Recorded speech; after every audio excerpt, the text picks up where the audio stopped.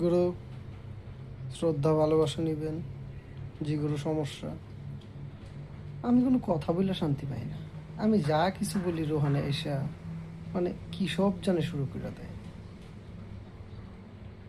জি গুরু,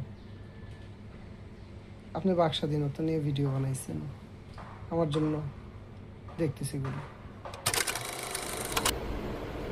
আমাদের দেশে আমরা ঠিক ততক্ষণ পর্যন্ত বাক স্বাধীনতা চর্চা করি ঠিক যতক্ষণ পর্যন্ত আমাদের চিন্তা, চেতনা, ধারণা, আদর্শ, মত একই ধরনের।